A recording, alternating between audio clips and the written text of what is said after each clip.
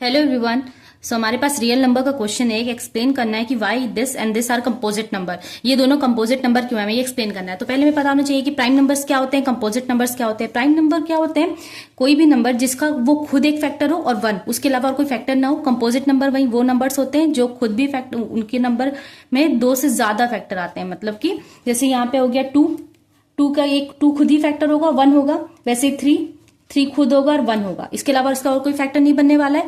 लेकिन फोर, अगर इसको लेंगे तो ये फोर खुद और वन, इसके लिए मैंने देखा टू भी है, फोर भी है, वन भी है, तो ये यहाँ पे इसके तीन फैक्टर्स आ गए। वैसे अगर हम सिक्स उठा लें, सिक्स के लिए टू है, थ्री है, वन है, सो इसके तीन फैक्टर्स आ गए। तो ऐसे नंबर जिनके दो या दो से ज्यादा होंगे फैक्टर्स, तो वो कंपोजिट नंबर आएंगे। वहीं ऐसे नंबर जिनके सिर्फ दो ही फैक्टर्स होते हैं वो प्राइम नंबर होंगे। ठीक है, तो हमें ये इस क्वेश्चन को देखना है। जैसे हमारे पास है 7 इंटू 11 इंटू 13 प्लस 13।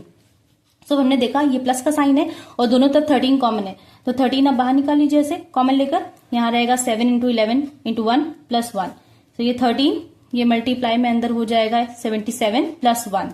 सो यहाँ पे क्या हो गया 13 इंटू 78 और एक आप 1 ले लीजिए। तो यहाँ पे देखा हमने कि इनके दो से ज्यादा फैक्टर हैं, सो ये प्राइम नंबर तो नहीं होगा, ये कंपोजिट ही नंबर होगा।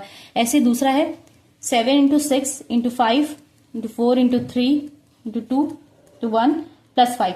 यहाँ पे देखा 5 कॉमन थे, बाहर निकाल लीजिए, अंदर रह गया 7 इंटू 6 4 3 2 एंड 1। यहाँ क्या है 1। सो अब ये 5 तो ऐसे हो गया, इसको आप मल्टीप्लाई करा लीजिए पूरा। सो इसको मल्टीप्लाई कराएंगे 1008 प्लस 1, सो ये हो गया 5 1009 इंटू 1। सो यहां भी हमने देखा कि इसके भी दो फैक्टर्स तो नहीं है, दो से ज्यादा है, तो ये बोथ नंबर क्या हो गए, कंपोजिट नंबर हो गए। सो आप इसको इस तरह से लिख सकते हैं कि this number has more than two factors, that is 13 78 1, thus it is a composite number. और सिमिलरली आप इसके लिए भी इसी तरह लिख सकते हैं। ठीक है।